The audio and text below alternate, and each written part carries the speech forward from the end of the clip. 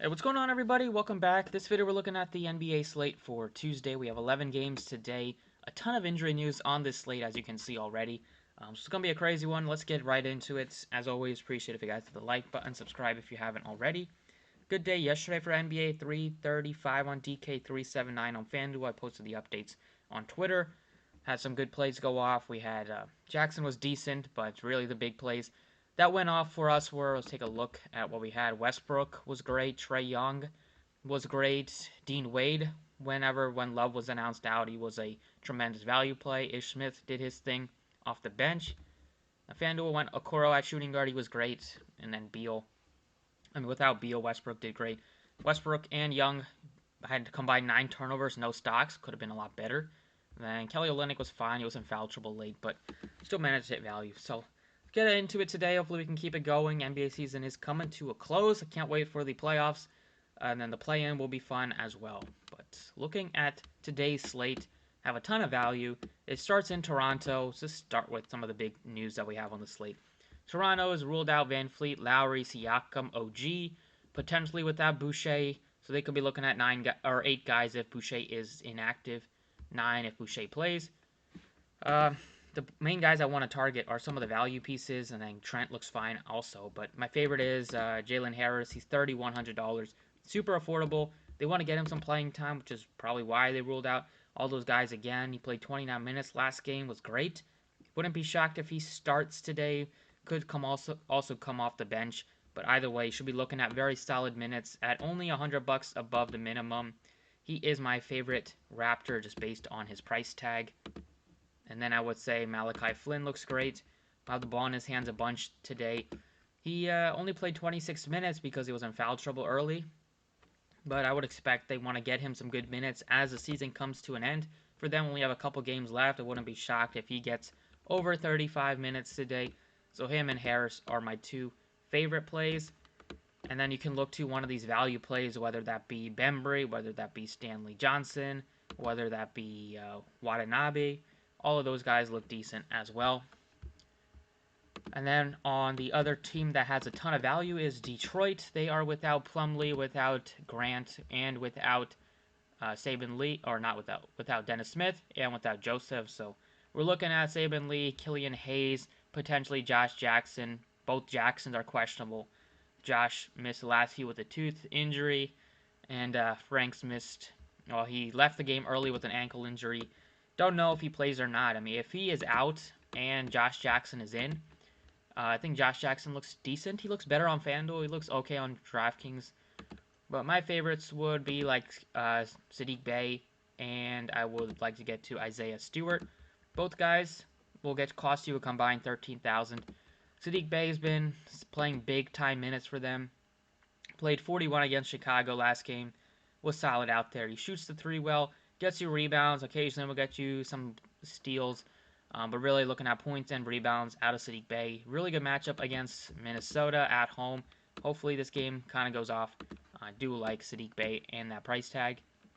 And then Stewart, just because he's affordable at only $6,400 without Plumlee, should be looking at heavy minutes. He's always a good candidate to get you a few blocks and steals, gets you rebounds, double-double candidate, although that hasn't happened a ton recently. But this one against Minnesota, as long as he's not in foul trouble, which definitely could happen against Karl-Anthony Towns, I will hope that he stays out of foul trouble, because I would assume he'll be able to hit value pretty easily if he does indeed do that. And then power forward, another value that we can look to. He's not tremendous value, but it's Jason Tatum. They are without Jaylen Brown for the rest of the year, which is going to absolutely just hurt them a ton in the playoffs. But Tatum's going to have to step up. He's been playing great recently, except for that 3 of 15 game against Chicago. Coming off of 50 against this same Miami team. He's at home again. He's played pretty solid against them this year. 97 is a high price tag, but we've seen Tatum go for 50 plus, 60 plus, even 80 plus at times. Well, 80 plus ones this year. I think he looks like a good option if you wanted to pay up at power forward. And then we still have a lot of other value on the slate, so you can easily get to like a Luka Doncic as well at 10-8 against the Grizzlies, coming off of a game where he got ejected for a slap to Colin Sexton. He's only played 22 and 23 minutes last games because one was a blowout and then the other one he got ejected, also turned into a blowout. This game should be a lot closer against Memphis. I'm expecting Luka, John Moran to kind of go Luka and maybe John Moran. Moran's kind of been up and down, but them to go back and forth, his game to be close, and especially with the Grizzlies in the play-in, they need to keep winning. So I like Luka at 10-8, especially when if LeBron plays, he's out right now, but there's a chance he plays. That would hurt Davis, and then Giannis. This game could easily get out of hand, and they just rest Giannis like the entire fourth quarter. Other guys I'd look to are like Randall, Butler as pay-up options. But there's not a ton besides the couple at the top. Well, that's only forward. Looking at guard, we have Steph Curry at 10K. He looks good against Phoenix. And then I would look to center with Jokic and basically Jokic and maybe Sabonis. Unless Embiid is out. Unless Embiid is in. If Embiid's in, then Sabonis wouldn't play him at 10-4. So that's the main guys here for value on this slate. Looking at guys below $4,000 here. It starts with also the Thunder are very banged up a bit. They could be without, they're already without Maladon. They could be without Dort and Ty Jerome. So right now the guys that look appealing are Svi, $3,400. Maybe Kenrich Williams will jump back into the rotation. And then you can look to guys like Pokuševski, pretty affordable, Moses Brown.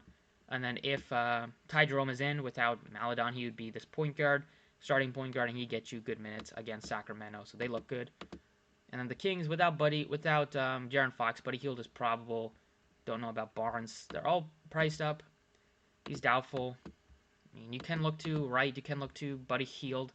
This game should be high scoring. Neither team plays defense. The only thing is that they're kind of priced up, and I don't think we're getting great value for either of those guys. But going back to guys below 4K, Svi Mikhailuk is definitely one that sticks out. You can look to $3,900 for Kevon Looney. You have Markkanen only $3,800 if they are without Brogdon. Again, you can look to Holiday. And Melton is cheap, $3,900. And then I look to some of these Toronto guys, whether that be Bembry, whether that be Stanley Johnson, Sumner is a solid option here. And that's kind of it. See what Biyombo's price tag is. 38 potentially. They're going to need either Biyombo or Zeller out there against Jokic. So maybe Zeller looks a little bit better just because he gives you more offense at only $3,500. So that's it for DraftKings. Let's jump over to FanDuel. Alright, on FanDuel here, point guard options, you have Luka, Steph Curry, and Kyrie all above 10,000. Probably like Luka the most, then Curry, then Kyrie. You have Delon Wright, Drew Holiday, Chris Paul making up the 8K range. Not fond of all of them. I think I would probably go Chris Paul as my favorite, then Wright, and then Holiday. 7K range, I like LaMelo. And then you have John Moran is cheap. Ben Simmons super cheap, only $6,700. One of his cheapest price tags he's been all season. If Embiid happens to sit today with an illness, he would be an absolute smash play at that price tag, I would have to assume. And then we have some decent value plays in the 5 and 4K range. Rubio's been playing a lot better. You have Hayes as 52. If they are without Frank Jackson and Josh Jackson, then he would look even better.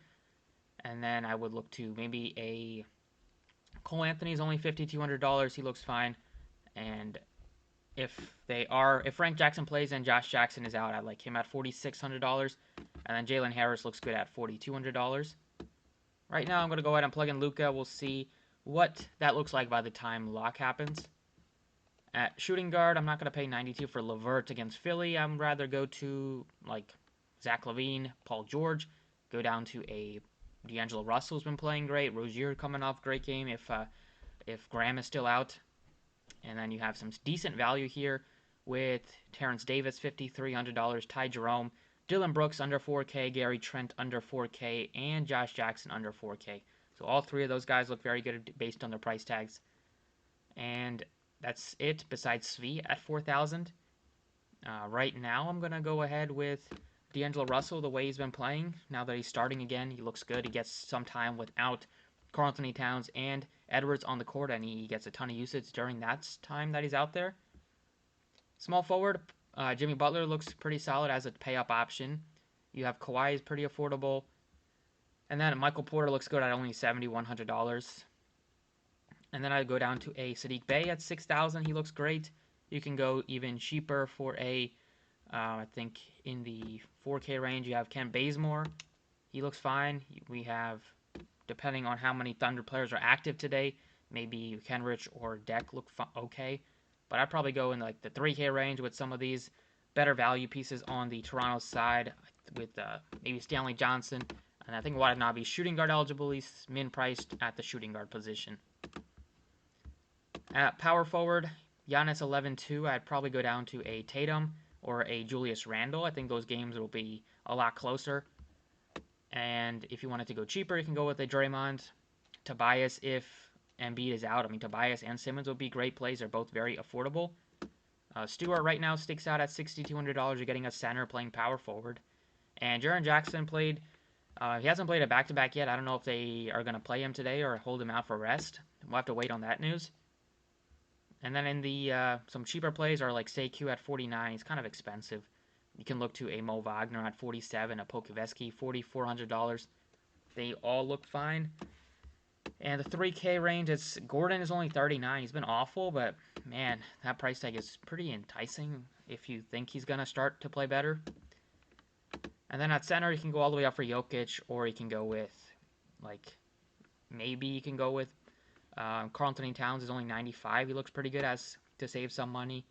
And then you have Bam at 79 and Valanciunas at 8,000. Both guys have been playing solid. Valanciunas has been playing a lot better recently. And if Jaren Jackson is out today on a back-to-back, Valanciunas would look even better. It's a pretty good matchup. He's been putting up 50s recently, last couple games, 40s, high 30s. He gets you double-double easily, gets you some block shots, has 9 blocks the last couple games. So right now I like Valanciunas and I like Bam, just depending on how much news we get on the slate. If we get some more, we can go up a little bit. Then I don't think I need to go this cheap, but if I did, it would be for like maybe Khem Birch if Boucher is out. And I don't know what the price tag is on Boucher if he does play. He's missed some time. He's 66. If he's starting, he will look fine. If you wanted to play him, just because he'll get a lot of usage. But that's kind of it for this one. Thank you guys for watching. Best of luck tonight, and I'll catch you all next time.